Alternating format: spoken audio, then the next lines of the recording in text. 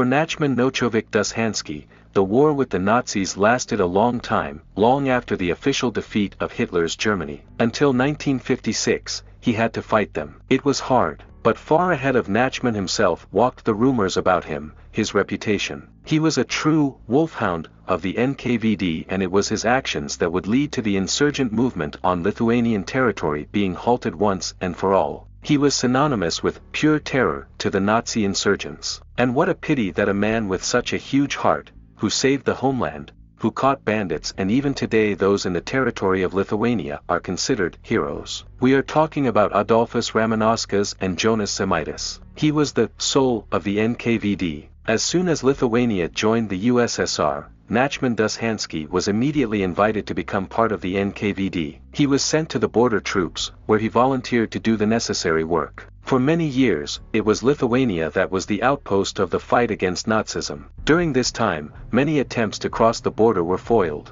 Only in the spring of 1941, not 40 people, but as many as 40 small groups of Hitlerites were detained. Nationalism, along with Nazism, was penetrating deep into the country. Then came the war. In June 1941, Nachman was recalled from leave. He went to his unit, from where he retreated with the other frontier guards in the direction of what is now St. Petersburg. He barely managed to reach the Allies alive, but even among the Germans there were enormous losses for the small and opposing unit exhausted by the road. In 1942, his group begins training against saboteurs and punishers, training for 14 hours a day. In 1943 they are sent to the front. As part of the group they capture more than a dozen German officers and traitors to the homeland. For Dushansky, the entire war passed in such turmoil. But here it is, victory in the Great Patriotic War. Hitler's campaign was defeated, a real collapse. Nachman decided to go to his homeland, Lithuania. There he found an unpleasant sight. Soviet prisoners of war and Jews were lying in the ditches.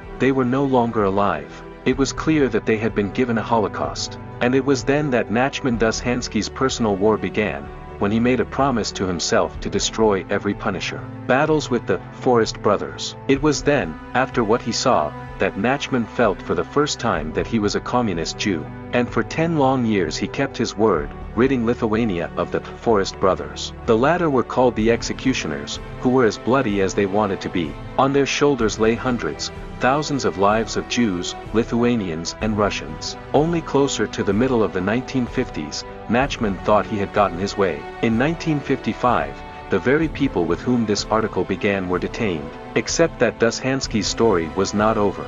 With the coming of the new government in Lithuania, Nachman began to be persecuted under the pretext of genocide of his own countrymen. They said that Dushansky had murdered peaceful people who had nothing to do with the Holocaust. And what a good thing it was that Nachman was already in Israel at the time, and the Jews were not going to give up their brother to anyone.